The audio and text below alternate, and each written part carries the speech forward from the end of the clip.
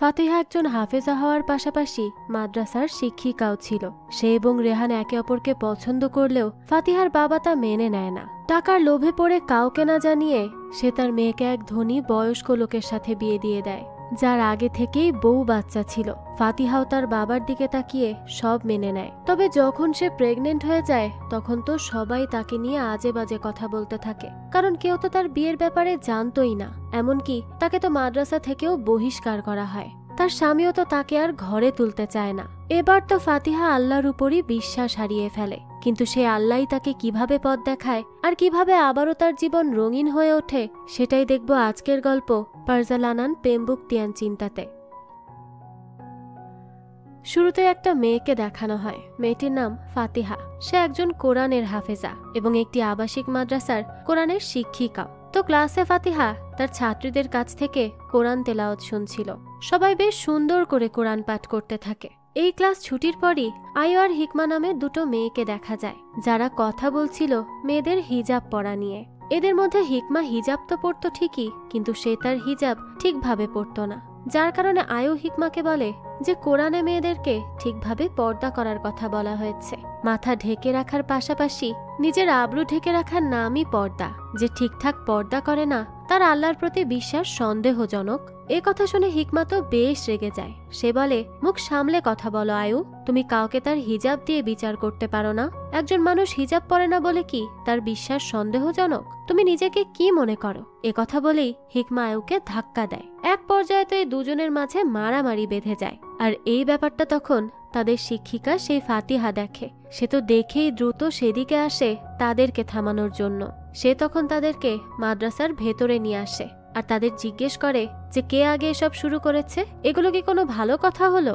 নিজের সহপাঠীর সাথে মারামারি করা, ঝগড়া করা? তো বলো কে আগে এসব শুরু করেছে? হিকমা জানায় আয়ুই আগে শুরু করেছে। সে আমাকে বলেছে আমি একজন খারাপ মুসলিম। সে কি এটা বলে ঠিক করেছে? এটা আয়ু বলে আমি তো ঠিকই বলেছি, কারণ হিকমা ঠিকমতো পর্দা করে না, সে শুধু মাথা ঢাকে। আমাদের কুরআনে তো রয়েছে নারীদের ঠিকমতো পর্দা করা উচিত, তাই আমি বলেছি। আমি খারাপ কি বলেছি? ফাতিহা এসব শুনে বলে, হ্যাঁ আমাদের কোরআনে আছে যে ঠিকমতো পর্দা করতে হবে, কিন্তু সেখানে কিন্তু এটাও বলা আছে যে আমাদের কারো সাথে খারাপভাবে কথা বলা উচিত নয়, কাউকে সবার সামনে লজ্জা দেওয়া উচিত নয়, কেউ কষ্ট পাবে এমন কথাও বলতে হয় না। আয়ু তখন বলতে থাকে, কিন্তু ম্যাম আমি তো ভুল কিছু বলিনি, হিকমা ভুল করেছে। ফাতিহা তখন আয়ুকে বলে, আয়ু, শয়তান যখন আমাদেরকে নামাজ পড়তে বাধা দিতে পারে না, তখন সে আমাদের মনে নামাজ নিয়ে অহংকার তৈরি করে এবং আমাদেরকে অহংকারী বানিয়ে ফেলে। তুমি যদি কাউকে ভালো উপদেশ দিতে চাও তাহলে সেটা অবশ্যই নম্র আর ভদ্রভাবে বলো। মনে রাখবে, যদি কোনো ভালো কাজ তুমি খারাপভাবে উপস্থাপন করো তাহলে সেটা মানুষকে হেদায়েত থেকে দূরে সরিয়ে দিতে পারে।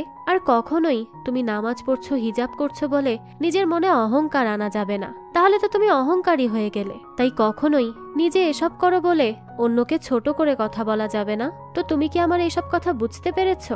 আয়ু তখন তার কথা শুনে বলে যে হ্যাঁ সে বুঝতে পেরেছে। ফাতিহা তখন হিকমাকেও বলে যে দেখো হিকমা, কেউ যখন ভালো উপদেশ দেয় তখন সেটা তোমার শোনা উচিত।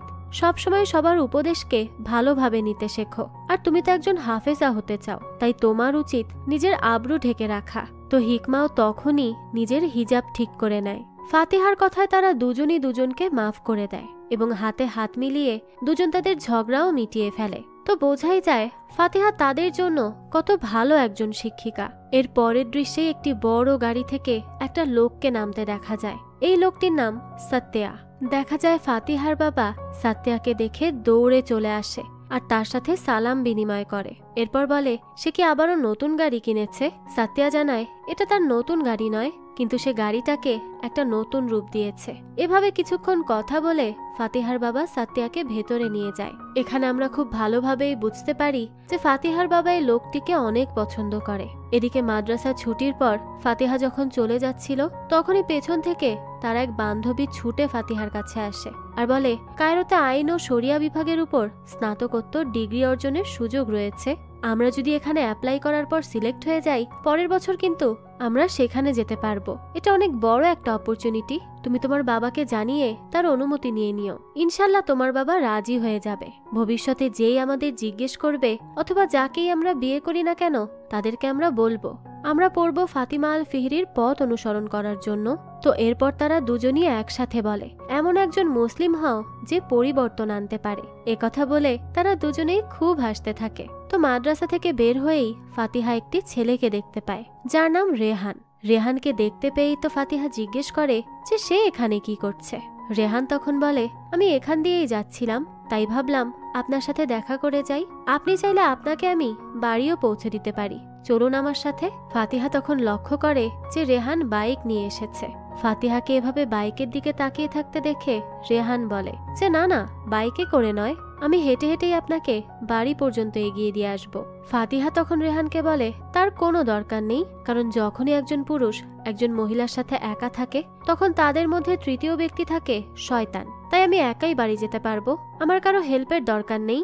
এরপরই সে রেহানকে সালাম দিয়ে সেখান থেকে চলে যায়। ফাতিহার এই কথা শুনে তো রেহানের খুব ভালো লাগে। রাতের বেলা ফাতিহা ও তার বাবা মা একসাথে খেতে বসে।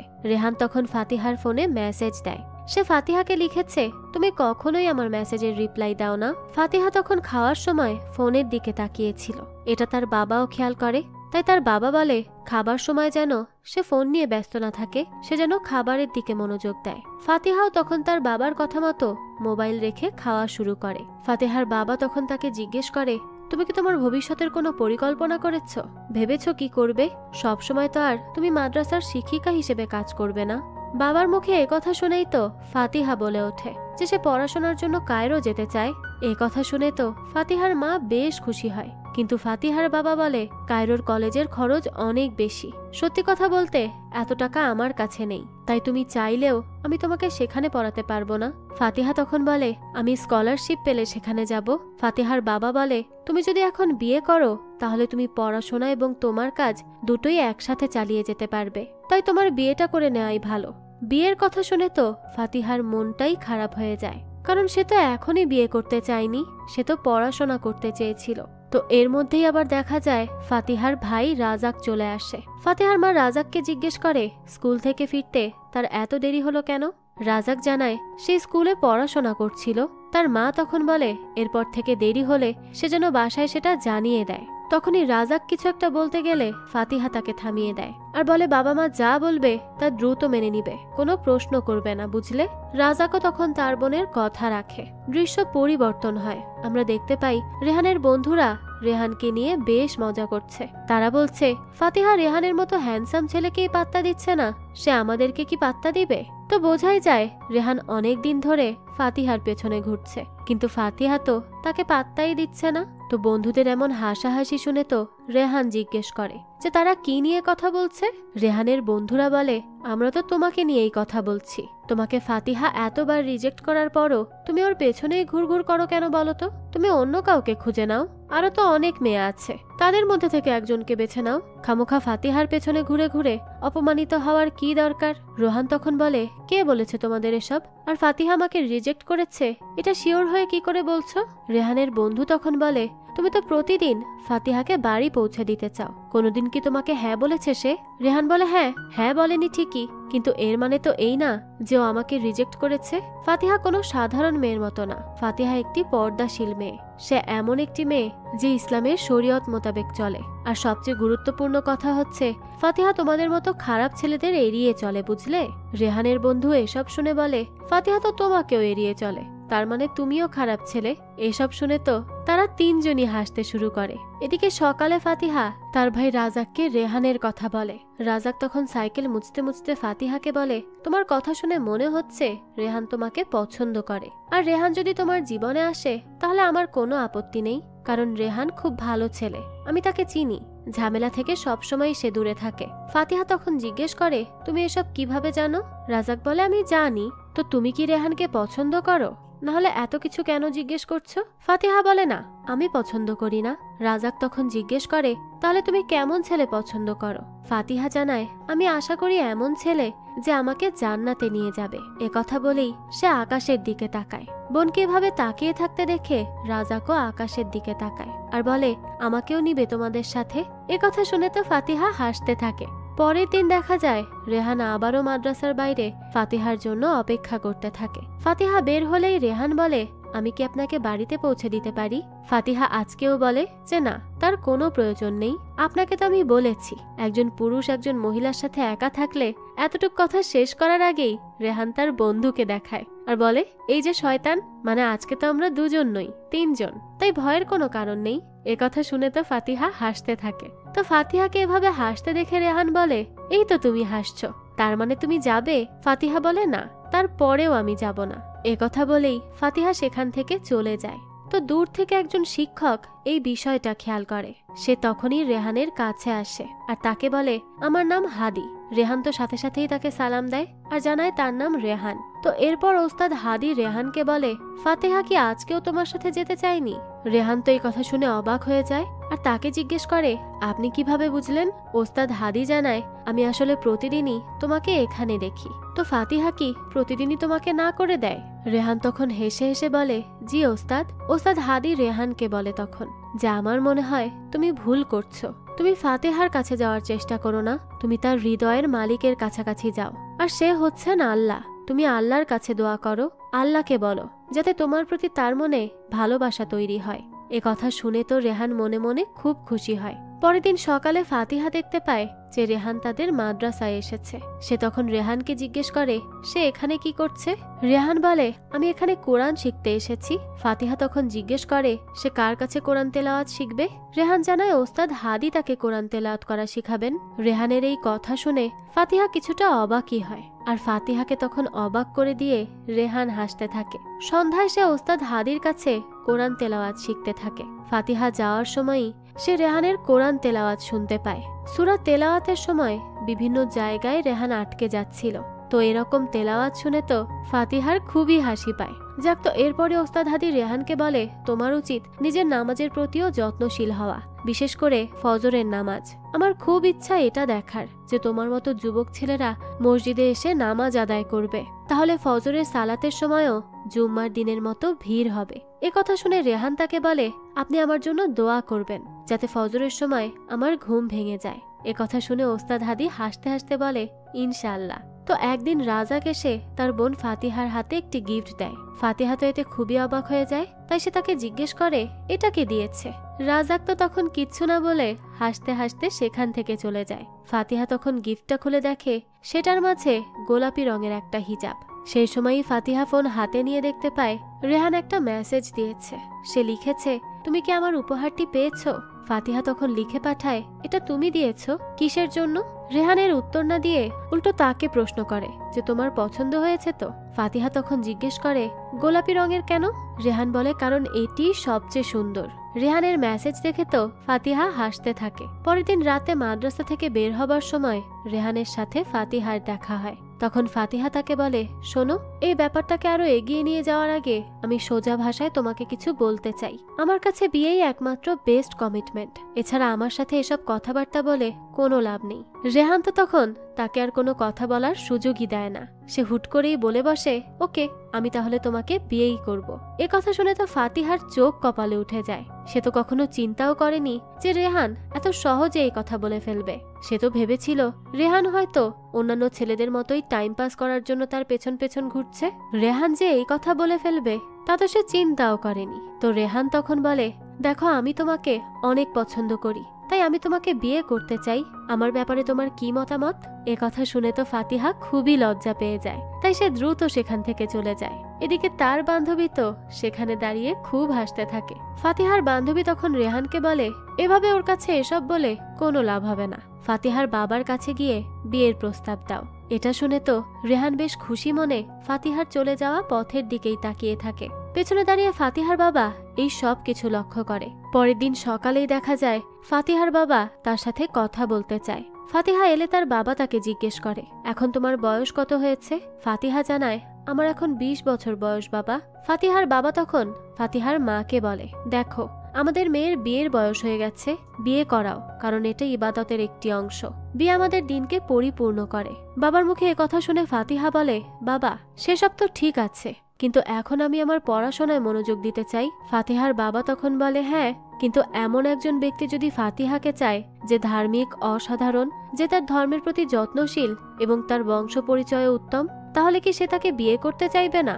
ফাতিহা তখন ভাবে রেহান হয়তো তার বাবার কাছে বিয়ের প্রস্তাব দিয়েছে, তাই হয়তো বাবা এসব কথা বলছে।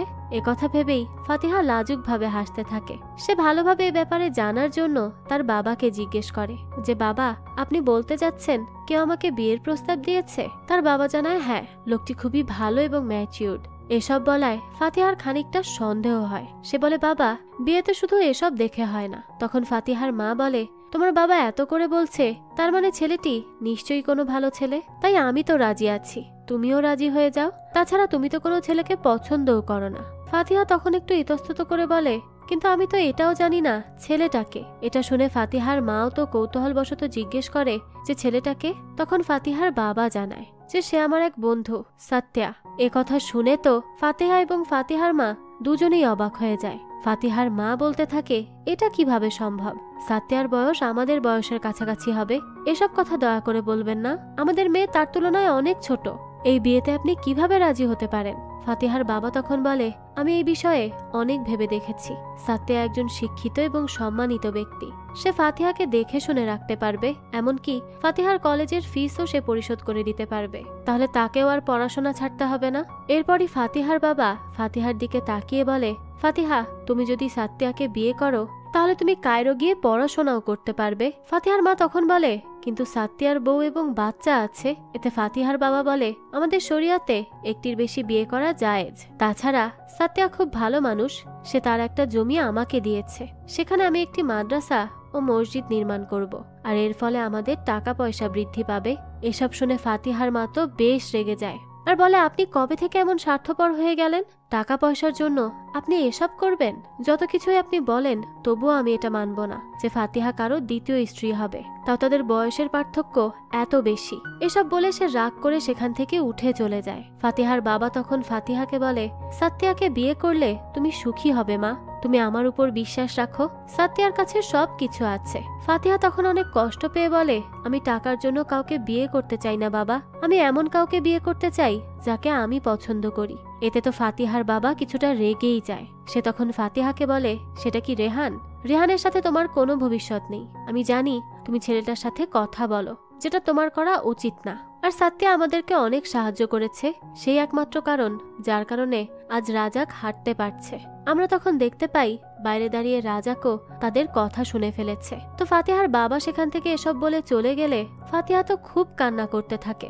রাতের বেলা সে আল্লাহর কাছে দোয়া করে আর বলে আমি আমার বাবা মায়ের অবাধ্য সন্তান হতে চাই না, কিন্তু আমার বাবা যেটা চায় সেটা মেনে নেওয়াও আমার পক্ষে কঠিন, তাই দয়া করে আপনি আমাকে ধৈর্য শক্তি দিন। এদিকে ফাতিহার বাবা মা এই বিষয় নিয়েই কথা বলতে থাকে। ফাতিহার বাবা তো তার স্ত্রীকে ফাতিহার বিয়ের ব্যাপারে রাজি করাতে চায়। ফাতিহার বাবা বলে বিয়ের মহরানা আমরা যত চাইব সাত্যা তত দেওয়ার জন্যই রাজি আছে, তাছাড়া সে আমাকে অনেক সাহায্য করেছে। এসব শুনে ফাতিহার মা খুবই রেগে যায় আর বলে আমি তো এই বিয়েতে রাজি নই, আমি কখনোই এই বিয়ে মানতে পারবো না। তখন ফাতিহার বাবা বলতে থাকে আমি আর সাত্যা এই বিয়ের দিন তারিখ সব ঠিক করে ফেলেছি। এতে তো ফাতিহার মা আরো রেগে যায় আর বলে তাহলে সেটা ক্যান্সেল করে দিন। ফাতিহার বাবা তো তখন এটা শুনে খুবই রেগে যায় আর চিৎকার করে বলে আমি এই পরিবারের কর্তা, তাই আমি যেটা বলবো সেটাই হবে। কথা শুনে ফাতিহার মা তো একেবারেই চুপ হয়ে যায় আর মুখ চেপে কাঁদতে শুরু করে। পাশের ঘর থেকে মা বাবার ঝগড়া শুনতে পেয়ে ফাতিহা তখন নিজের কোরআন শরীফ বুকে জড়িয়ে ধরে আর সেখানেই ঘুমিয়ে পড়ে। পরে তিনি ফাতিহার বাবা তাকে সাত্যার সাথে দেখা করাতে নিয়ে যায়, আর সেটা ছিল সাত্যারই একটা আলিশান রেস্টুরেন্ট। ফাতিহার বাবা এত বড় রেস্টুরেন্ট দেখে ফাতিহাকে বলে যদি তুমি সাত্যাকে বিয়ে করো তাহলে এই সবকিছুই তোমার হবে। কথা বলতে বলতেই সাত্যা সেখানে চলে আসে। সে বিয়ের ব্যাপারে তাদের মতামত জানতে চায়। ফাতিহার বাবা তখন তাকে কোনো উত্তর না দিতে দিয়ে নিজেই কথা বলতে থাকে। সাত্যা এরপর জিজ্ঞেস করে ফাতিহার কোনো পছন্দ আছে কি? এর উত্তরও সে ফাতিহাকে দিতে না দিয়ে নিজে দিতে থাকে। সে বলতে থাকে আমার মেয়ের জীবনে এসব করার সময় নেই। ফাতিহা তো বাড়ি থেকে মাদ্রাসা আর মাদ্রাসা থেকে বাড়িতেই যাতায়াত করে, এর মাঝে এসবের সময় কোথায়? সাত্যা তখন বলে কথাটা শুনে খুশি হলাম, তোমার জীবনে অন্য কেউ থাকলে কষ্টই পেতাম। আমার এত হোটেল রেস্টুরেন্ট টাকা পয়সা থাকা সত্ত্বেও কিছু একটার অভাব মনে হতো সব সময়। তারপর বুঝতে পারলাম আমার এমন একজনকে দরকার যে আল্লাহ ভীরু, পরহেজগার এবং যে তোমার মতো কোরআন তেলাওয়াত করতে জানে। কথা শুনে ফাতিহা বলে আমি শুনেছি আপনার একটি স্ত্রী রয়েছে, আপনার স্ত্রী কি জানে আপনি আমাকে বিয়ে করতে চান?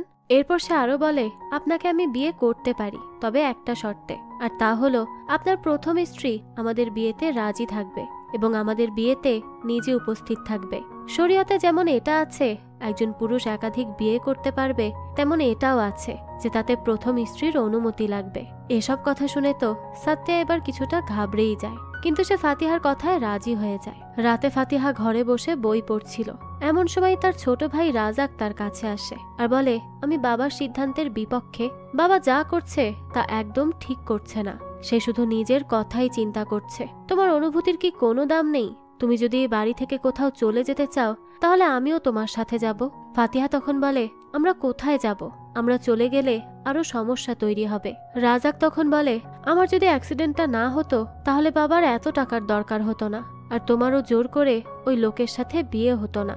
এ কথা শুনে ফাতিহা বলে, যদি আমার তার সাথে বিয়ে হয় আমি ভাববো না আমাকে জোর করে বিয়ে দেয়া হয়েছে, আমি ভাববো আল্লাহ আমার জন্য এই পথই বেছে নিয়েছেন। পরের দিন দেখা যায় রেহান ফাতিহার বাবার কাছে আসে ফাতিহার বিয়ের প্রস্তাব নিয়ে, কিন্তু ফাতিহার বাবা তাকে বলে যে ফাতিহার তো বিয়ে ঠিক হয়ে গেছে, তাই সে যেন ফাতিহাকে আর বিরক্ত না করে।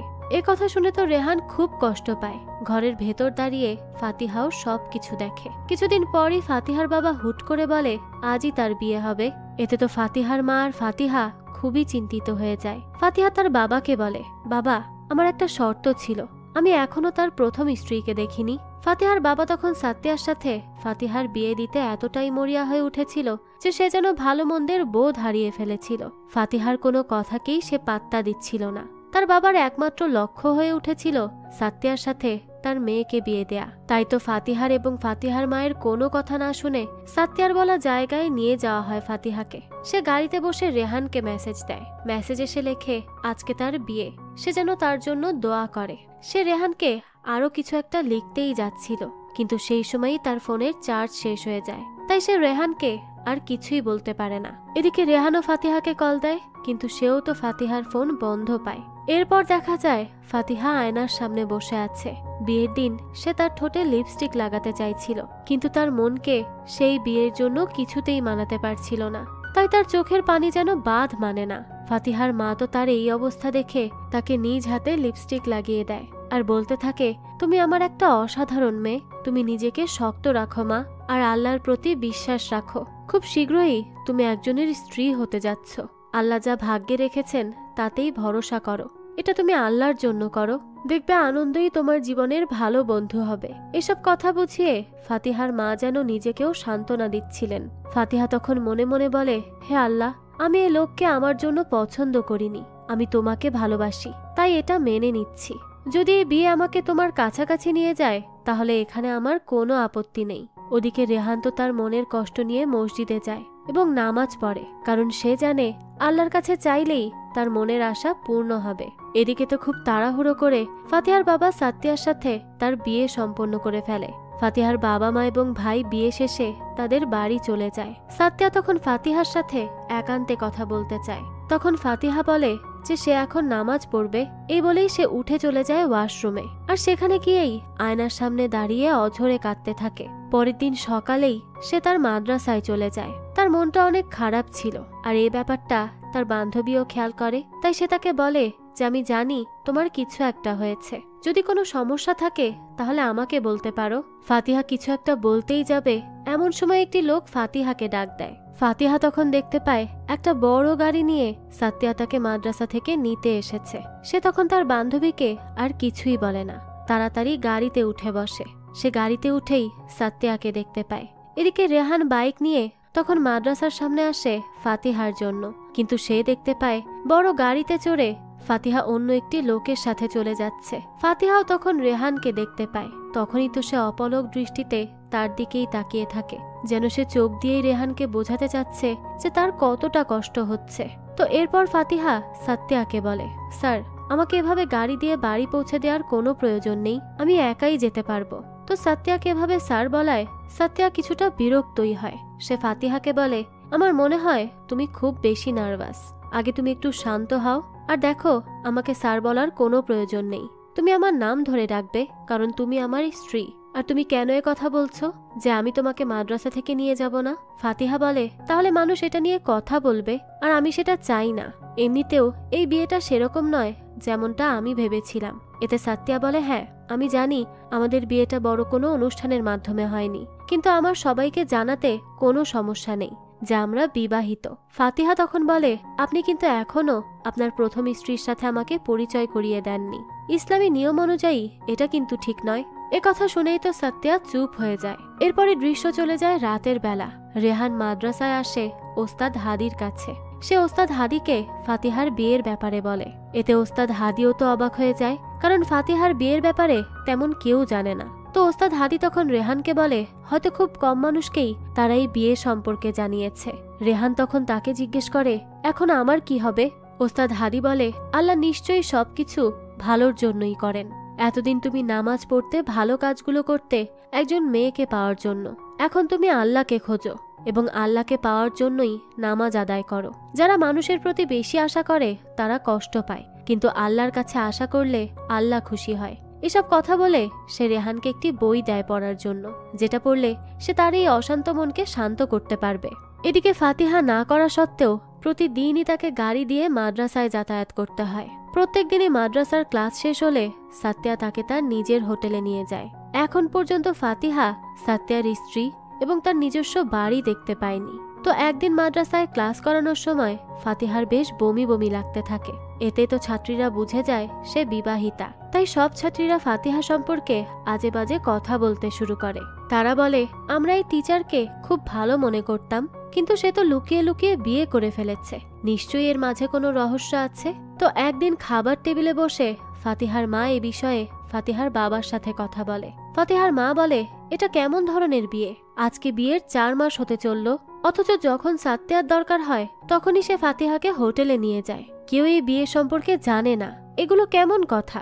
এসব শুনে তো ফাতিহার বাবা খুবই রেগে যায়। সে বলে, সবকিছু তো ঠিকঠাকই আছে, ফাতিহার যা দরকার হচ্ছে তা তো সে পাচ্ছে, আস্তে আস্তে সব ঠিক হয়ে যাবে। সে এটাও বলে যে তোমাদের মাঝে কি বিন্দুমাত্র সবর নেই? তো বাবার এমন চিৎকার সহ্য করতে না পেরে ফাতিহা তাকে থামতে বলে। এরপরই সে তার বাবা মাকে জানায় সে প্রেগনেন্ট।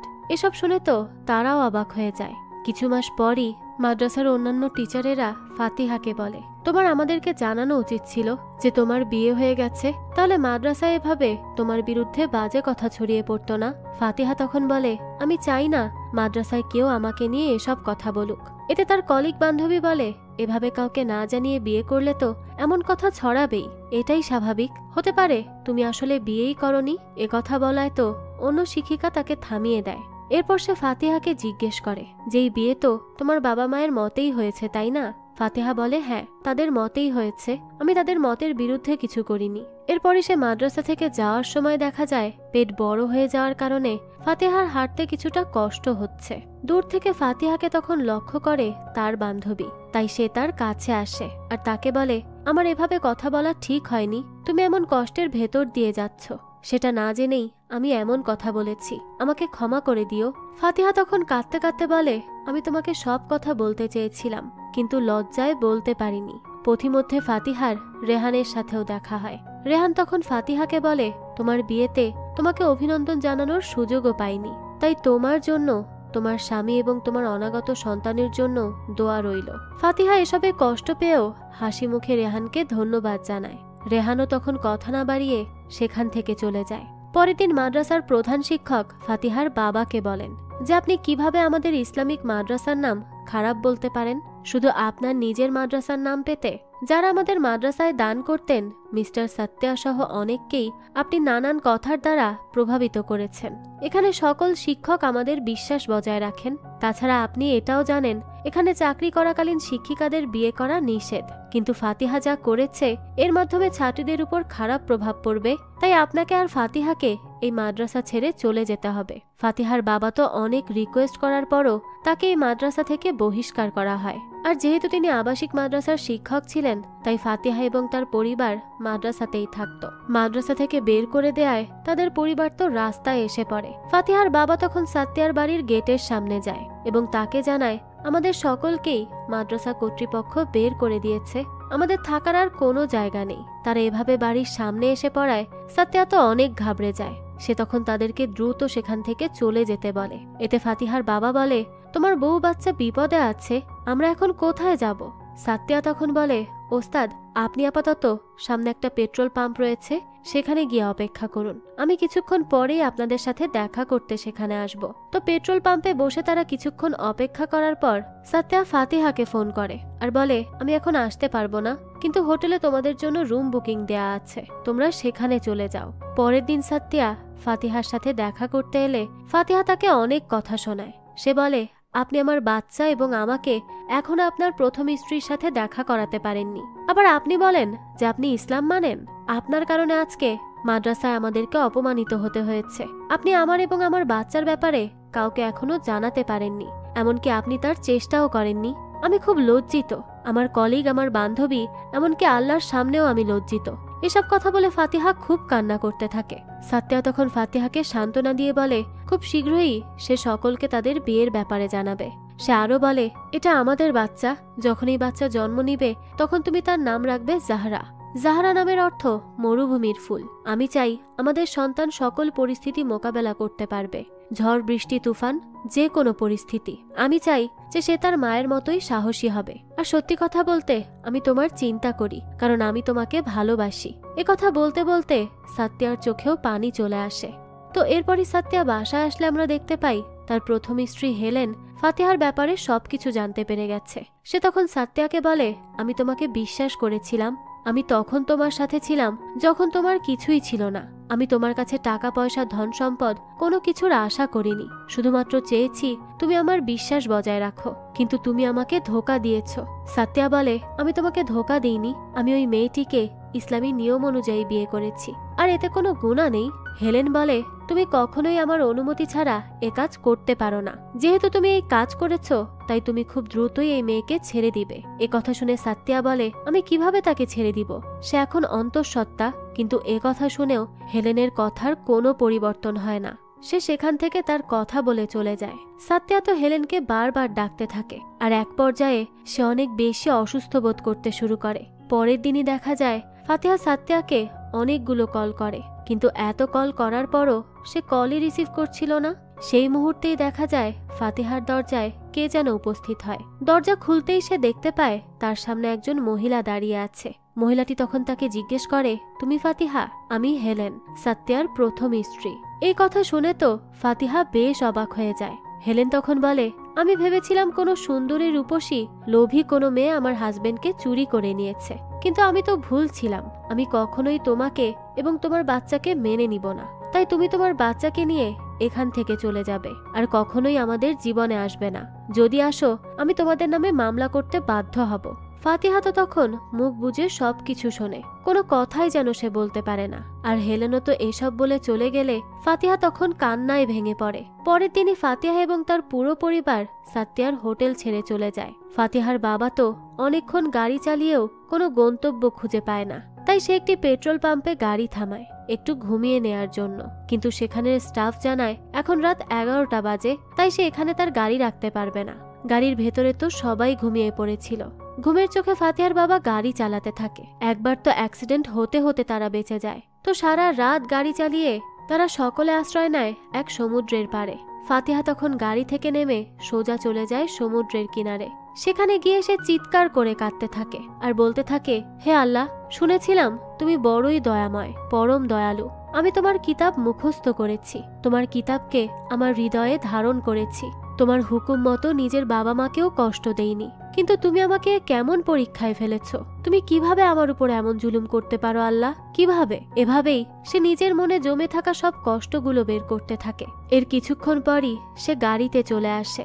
ফাতিহার মা তখন ফাতিহার এক আন্টিকে ফোন করে আর কিছুদিনের জন্য সেখানে থাকার ব্যবস্থা করে। তো বেশ কিছুদিন সেখানে থাকার পর ফাতিহার বাবা ফাতিহার মাকে বলে, আর 1 মাস পর তো ফাতিহার সন্তান হবে, সাত্তিয়াকে এ ব্যাপারে জানানো উচিত। ফাতিহার মা তখন বলে, আপনি দ্রুত সাত্তিয়ার সাথে ফাতিহার ডিভোর্সের ব্যবস্থা করুন। যে এখনো নিজের বউ বাচ্চার কোনো খবর নেয়নি তাকে এ ব্যাপারে জানিয়ে বিরক্ত করার কোনো দরকার নেই। তাছাড়া আপনি লক্ষ্য করেছেন ফাতিহা কতদিন ধরে নিজের কোরআন হাতে নেয়নি? অনেক সময় হয়েছে সে নামাজও পড়ছে না। এ কথা শুনে ফাতিহার বাবা বলে, এই সব দোষ সাত্তিয়ার। সাত্তিয়া এমন না করলে সে আল্লাহর উপর বিশ্বাস হারাতো না। ফাতিহার মা তখন বলতে থাকে, শুধু সাত্তিয়ার দোষ? আপনার কোনো দোষ নেই। আপনি কি করেছেন? স্বার্থপরের মতো নিজের লোভের সামনে নিজের মেয়েকে বলি দিয়ে দিয়েছেন। ভেতরে দাঁড়িয়ে তখন সব কথাই শুনছিল ফাতিহা। হঠাৎ করেই সে সেখানেই অজ্ঞান হয়ে পড়ে যায়। ডাক্তারের কাছে নিয়ে যাওয়ার পর ফাতিহা একটি ফুটফুটে মেয়ে সন্তানের জন্ম দেয়। মেয়েটির নাম সাত্তিয়ার কথা মতো জাহরাই রাখা হয়। কিছুদিন পরই ফাতিহা তার বাচ্চাকে ঘুম পাড়ানোর চেষ্টা করে, কিন্তু বাচ্চাটি তো কাঁদতেই থাকে। কিছুতেই ফাতিহা তার সন্তানের কান্না থামাতে পারছিল না। এতে খুবই বিরক্ত হয়ে ফাতিহা নিজেও চিৎকার করে কাঁদতে শুরু করে আর বলতে থাকে, কি করলে তোমার চিৎকার বন্ধ হবে? চুপ করো। ফাতিহা তো নিজের কান চেপে ধরে বসে থাকে। একজন সদ্য মা যে নিজেই এমন কষ্টের ভেতর দিয়ে যাচ্ছে, অভিমান করেছে তার রবের উপর। তার স্বামীও এমন কঠিন সময়ে তার পাশে নেই। এই পরিস্থিতিতে সে কান্না ছাড়া আর কি বা করতে পারে? তো একদিন ফাতিহা তার বাচ্চাকে কোলে নিয়ে বাইরে হাঁটতে যায়। তখনই সে লক্ষ্য করে একটি অন্ধ মেয়ে কিছু খাবার বিক্রি করছে, আর একটা দুষ্টু ছেলে মেয়েটির থেকে বেশি খাবার কিনে তাকে কম টাকা দিতে যায়। সেই সময় ফাতিহা সেটা দেখে ফেলায় ছেলেটি টাকাগুলো মেয়েটির দিকে ছুঁড়ে মেরে সেখান থেকে পালিয়ে যায়। ফাতিহা তখন টাকাটি অন্ধ মেয়েটির হাতে দেয়। মেয়েটি তখন আল্লাহকে ধন্যবাদ জানায়। এতে ফাতিহা বলে, আল্লাহকে কেন ধন্যবাদ দিচ্ছ? আল্লাহ তো তোমাকে অন্ধ করে বানিয়েছে। এতে তোমার জীবনে কত কষ্ট এসেছে, তাও তুমি আল্লাহকে ধন্যবাদ দিচ্ছ। এ কথা শুনে মেয়েটি ফাতিহাকে বলে, আমার মতো তুমিও কি অন্ধ? আমার তো তাই মনে হচ্ছে। আল্লাহ তো আমাদের সৃষ্টিকর্তা, আর আমাদের তার কাছেই ফিরে যেতে হবে। তাহলে এমন কথা তুমি কি করে বলছো? ফাতিহা তখন বলে, আমি একজন হাফেজা। আল্লাহর কোরআন আমি মুখস্থ করেছি, তার হুকুম মতো চলেছি। অথচ আল্লাহ আমাকে যন্ত্রণাই দিয়েছে সবসময়, যেই যন্ত্রণার কোনো শেষ নেই। এই কথা শুনে মেয়েটি হাত দিয়ে বুঝতে পারে ফাতিহার কোলে একটি বাচ্চা আছে। মেয়েটি তখন ফাতিহাকে হাত ধরে টেনে তার পাশে বসায়। এরপর বলে, আল্লাহর উপর থেকে কখনো আস্থা হারিও না। আল্লাহ বলেছেন, বস্তুত চোখ তো অন্ধ হয় না, কিন্তু অন্তর অন্ধ হয়ে যায়, যা আছে বক্ষের ভেতরে। আল্লাহর পরিকল্পনা সবসময় সুন্দর। এ কথা শুনে ফাতিহার আল্লাহর প্রতি বিশ্বাস যেন আবারও ফিরে আসে। বাসায় এসেই সে সালাত আদায় করে এবং আল্লাহর উপর বিশ্বাস হারিয়ে ফেলার জন্য তার কাছে ক্ষমাও চায়, আর সাথে এর জন্য শুকরিয়াও আদায় করে যে আল্লাহর নাফরমানি করা সত্ত্বেও এক মুহূর্তের জন্য আল্লাহ তাকে ছেড়ে দেয়নি। একদিন ফাতিহার মা তার কাছে এসে বলে, আমি যা বলবো তার জন্য নিজের মনকে শক্ত করো। তোমার বাবার বন্ধু ফোন দিয়েছিল, সে সাত্তিয়ারও বন্ধু। সে বলেছে সাত্তিয়া আর এই পৃথিবীতে নেই। পরের দিনে ফাতিহা এবং তার পরিবার সাত্তিয়ার বাড়িতে যায়, কিন্তু তাদের ভেতরে ঢুকতে দেয়া হয় না। হেলেনের কোনো এক অ্যাসিস্ট্যান্ট তাদের বলে, আপনাদের ভেতরে যাওয়ার অনুমতি নেই। মিসেস হেলেন আপনাদের সাথে দেখা করতে চান না, আর মিস্টার সাত্তিয়া আপনার সন্তানের জন্য কোনো অর্থ সম্পদের অধিকারও রেখে যাননি। আমি মনে করি আপনারা এই উদ্দেশ্যেই এখানে এসেছেন। ফাতিহা তখন উত্তর দেয় যে আমরা এই আশায় এখানে আসিনি, আমরা শুধু জানাজায় শরিক হতে এবং দুঃখ প্রকাশ করতে এখানে এসেছি, আর কিছুই নয়। সবাই তখন সেখান থেকে বাইরে চলে আসে। এই সকল কিছুতে ফাতিহার বাবা খুব কষ্ট পায়। সে ফাতিহাকে বলে, আমি আসলেই তোমার প্রতি জুলুম করেছি, আমি স্বার্থপরের মতো আচরণ করেছি, আমি অন্ধ ছিলাম, কিন্তু তারপরও তুমি আমাকে কোনো দোষারোপ করনি। তুমি সবসময় ধৈর্য ধারণ করেছ। তুমি আমাকে মাফ করে দিও মা। তুমি চাইলে আমাকে দোষারোপ করতে পারো, কিন্তু আল্লাহকে দোষারোপ করো না। এ কথা শুনে ফাতিহা বলে, এখানে আপনার কোনো দোষ নেই বাবা। আপনি আপনার পরিবারের কথা চিন্তা করেই এসব করেছিলেন। আপনি সবসময় আমার প্রিয় ছিলেন। এ কথা শুনে তো সবাই খুব ইমোশনাল হয়ে যায়। এরপরই দেখা যায় ফাতিহা এবং তার পরিবারকে তাদের আগের মাদ্রাসায় আবারও থাকার এবং শিক্ষকতা করার সুযোগ দেওয়া হয়। খাবার টেবিলে বসে ফাতিহার ভাই রাজাক ফাতিহাকে একটি সেমিনারে যেতে বলে, যেখানে জীবন সম্পর্কে কিছু নসিহত করা হবে। রাজাক তার বোনকে বলে, তোমার সেখানে যাওয়া উচিত। সেমিনারে যাওয়ার পর ফাতিহা দেখতে পায় যে এই সেমিনারের কোচ আর কেউ নয়, সে হলো রেহান। রেহান এখানে অনেক সুন্দর কিছু কথা বলে, যা ফাতিহার আল্লাহর প্রতি বিশ্বাসকে আরো তাজা করে তোলে। এই সেমিনার শেষেই ফাতিহা রেহানকে একটি মেয়ের সাথে কথা বলতে দেখে। মেয়েটির সাথে কথা শেষ করেই রেহান দেখতে পায় ফাতিহা সেখানে দাঁড়িয়ে আছে। রেহান তখন তাকে জিজ্ঞেস করে সে কেমন আছে, তার স্বামী সন্তান কেমন আছে। ফাতিহা জানায় সে ভালো আছে, কিন্তু কিছুদিন আগেই তার স্বামী মারা গেছে। সে রোহানকে তখন জিজ্ঞেস করে সে কি বিয়ে করেছে। এতে রোহান জানায় যে সে খুব শীঘ্রই বিয়ে করবে। ফাতিহা তো বাড়িতে এসে খুব মন খারাপ করে বসে থাকে, কারণ যাকে সে পছন্দ করত সে কখনোই আর তার হবে না। তখন সে রেহানের দেয়া স্কার্ফ জড়িয়ে ধরে খুব কাঁদতে থাকে। হঠাৎই বাইরে গাড়ির শব্দ পেয়ে ফাতিহা দরজা খোলে। তখনই সে দেখতে পায় রেহান এসেছে। সে এসেই ফাতিহার বাবাকে বলে, আপনার যদি অনুমতি থাকে আমি ফাতিহাকে বিয়ে করতে চাই। এর মাঝে ফাতিহা তার বাচ্চাকে নিয়ে আসলে ফাতিহা জানায় ওর নাম জাহরা। রেহান তখন বলে, আল্লাহ আমার দোয়া কবুল করেছে। অনেক আগে থেকেই আমি চাইতাম আমার যদি মেয়ে হয় তাহলে আমি তার নাম রাখবো জাহরা। আমি ফাতিহার মেয়েকে আমার মেয়ের মতোই দেখব। এ কথা শুনে তো ফাতিহার বাবা মা অনেক খুশি হয় এবং রেহানের সাথে ফাতিহার বিয়ে দিতেও রাজি হয়ে যায়। ফাতিহা তো আজ অনেক খুশি ছিল। পরের দৃশ্যে আমরা দেখতে পাই ফাতিহা তার বিয়ের দিন খুব সুন্দর করে সেজেছে। তার মাথায় সে সেই গোলাপি রঙের স্কার্ফটি পরেছে যেটা রেহান তাকে দিয়েছিল। আজ তো সে অনেক খুশি, কারণ অবশেষে সে তার মনের মানুষকে আপন করতে পেরেছে। আর এরই সাথে এই গল্পটারও এখানে হ্যাপি এন্ডিং হয়। তবে সবশেষে একটা মেসেজ দেয়া হয় আমাদের। সেখানে বলা হয়, সবসময় আল্লাহর নির্বাচিত পথে চলা সহজ নয়, কিন্তু এটা সবসময়ই সুন্দর। আসলেই আল্লাহর পথে চললে আর আল্লাহর উপর বিশ্বাস রাখলে আল্লাহ আপনাকে তাই দিবে যা আপনার জন্য উত্তম। তাই আমাদের সবারই উচিত যে কোনো পরিস্থিতিতে সৃষ্টিকর্তার উপর ভরসা রাখা। তো এই তো ছিল আজকের গল্প। এই অসাধারণ ইন্দোনেশিয়ান লাভ স্টোরিটা আপনাদের কাছে কেমন লেগেছে সেটা অবশ্যই আমাদেরকে কমেন্ট করে জানাবেন। যদি এতটুকু ভালো লেগে থাকে তাহলে একটি লাইক দিয়ে যাবেন। আর হ্যাঁ, আমাদের এই চ্যানেলে কিন্তু প্রতিনিয়তই নতুন নতুন ভিডিও আপলোড করা হয়। সেই সব ভিডিওর আপডেট পেতে আমাদের চ্যানেলটিকে সাবস্ক্রাইব করে বেল আইকনে অল দিয়ে রাখতে কিন্তু ভুলবেন না। আর একটা কথা, আপনার আমার মতো মুভি লাভারদের জন্য আমরা নিয়ে এসেছি সুলভ মূল্যে নেটফ্লিক্সের সাবস্ক্রিপশন, যেটি পেয়ে যাবেন আমাদের ফেসবুক পেজ এইচবি শপে। পেজের লিংক ডিসক্রিপশন বক্সেই দেয়া আছে। আজকে তাহলে এই পর্যন্তই। আবারও হাজির হব নতুন কোনো ভিডিও নিয়ে। সেই পর্যন্ত সবাই ভালো থাকবেন আর আমাদের চ্যানেলের সাথেই থাকবেন। ধন্যবাদ।